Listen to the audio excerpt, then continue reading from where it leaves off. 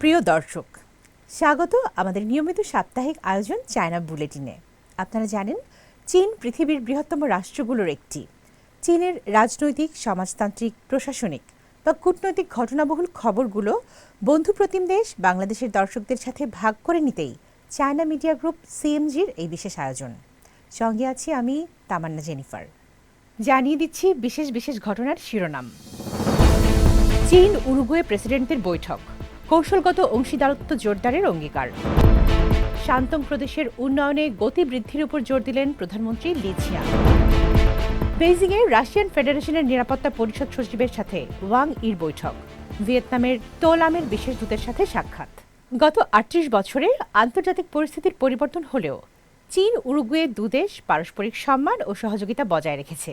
তাই উভয় দেশের উচিত অব্যাহতভাবে পারস্পরিক কেন্দ্রীয় স্বার্থকে সমর্থন করা, বন্ধুত্বপূর্ণ বিনিময় ঘনিষ্ঠ করা এবং দেশ শাসনের অভিজ্ঞতা বিনিময় জোরদার করা।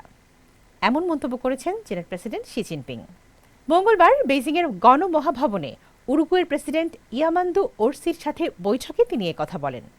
শি জিনপিং উল্লেখ করেন, চীনের কমিউনিস্ট পার্টির ২০তম কেন্দ্রীয় কমিটির চতুর্থ পূর্ণাঙ্গ অধিবেশনে পঞ্চদশ পঞ্চবার্ষিক পরিকল্পনা প্রস্তাব গৃহীত হয়েছে। এটি আগামী ৫ বছরে চীনের অর্থনীতি ও সমাজের উন্নয়নের দিক নির্দেশনা, যা উরুগুয়ে সহ বিভিন্ন দেশের জন্য সুযোগ সৃষ্টি করেছে।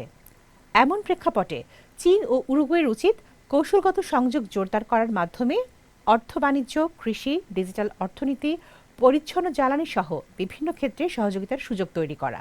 বৈঠকে প্রেসিডেন্ট ওরসি দুই দেশের সম্পর্ক উন্নয়ন ও জনগণের জন্য আরও কল্যাণ বয়ে আনতে শিক্ষা, ক্রীড়া, পর্যটন সহ বিভিন্ন খাতে বিনিময় জোরদার করার আহ্বান জানান।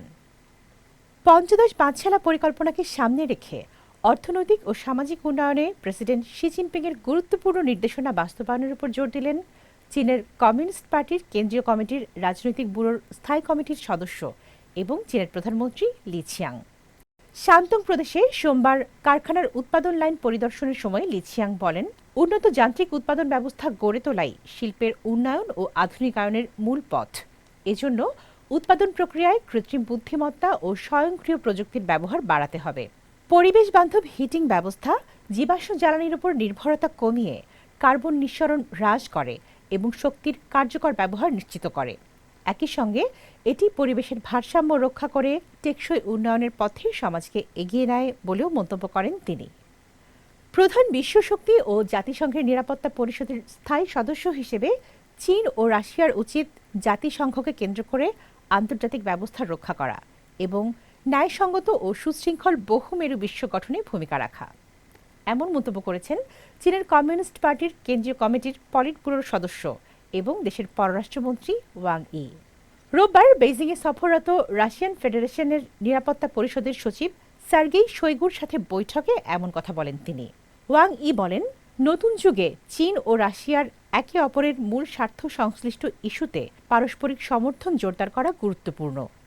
জবাবে সার্গেই শোইগু জাতিসংঘ, সাংহাই সহযোগিতা সংস্থা এসসিও ও ব্রিক্সের মতো বহুপাক্ষিক কাঠামোর আওতায় চীনের সঙ্গে সহযোগিতা জোরদার করার আগ্রহ প্রকাশ করেন।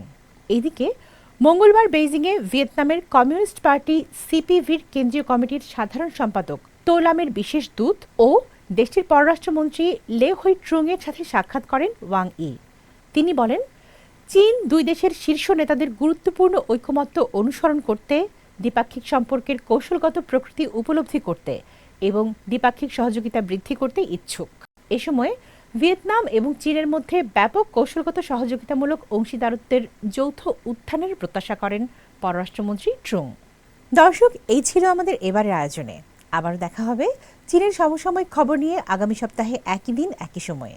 অনুষ্ঠানটি সামাজিক যোগাযোগ মাধ্যমে দেখতে ভিজিট করুন www.facebook.com/cmg বাংলা এবং ইউটিউব চ্যানেল সিএমজি বাংলা। দেখার আমন্ত্রণ। চাই চিয়েন।